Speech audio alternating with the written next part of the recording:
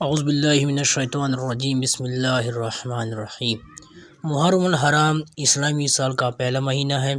اسلامی کیلنڈر کے اعتبار سے نیا سال ماہ محرم سے شروع ہوتا ہے، یعنی یہ مہینہ اسلامی سال کا پہلا مہینہ ہے۔ جس طرح عیسوی سال دسمبر پر پورا ہو جاتا ہے اور نیا سال جنوری سے شروع ہوتا ہے، ٹھیک اسی طرح ہمارا اسلامی سال بھی ذی الحجہ پر پورا ہوتا ہے اور محرم الحرام سے شروع ہوتا ہے۔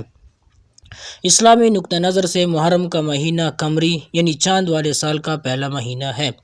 محرم کے مہینے سے اسلامی سال کا آغاز ہوتا ہے، اور کیونکہ قمری ماہ و سال اور سن و صدی سے اسلام کے اہم مہم احکام اور واقعات بلکہ اسلامی تاریخ کا ایک اہم حصہ وابستہ ہے، اس لیے قمری تاریخوں کی نظام اور قمری حساب کو اسلامی تقویم کہا جاتا ہے۔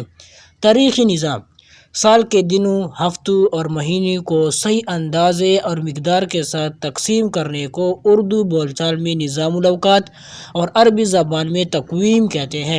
انگریزی زبان میں اس کو کیلنڈر، سنسکرت کی زبان میں پترا اور ہندی زبان میں اس کو جنتری کہا اور بولا جاتا ہے، اور اس تقویم کے ذریعے سے دن اور وقت معلوم کرنے کا نام کیا ہے؟ تاریخ ہے۔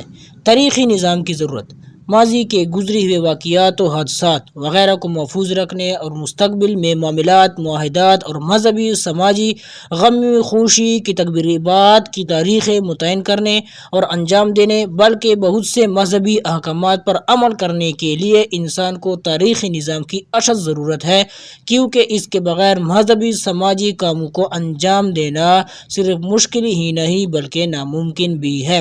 لہٰذا ضروری ہوا کہ ایک مستقل تاریخی نظام کا سلسلہ قائم ہو۔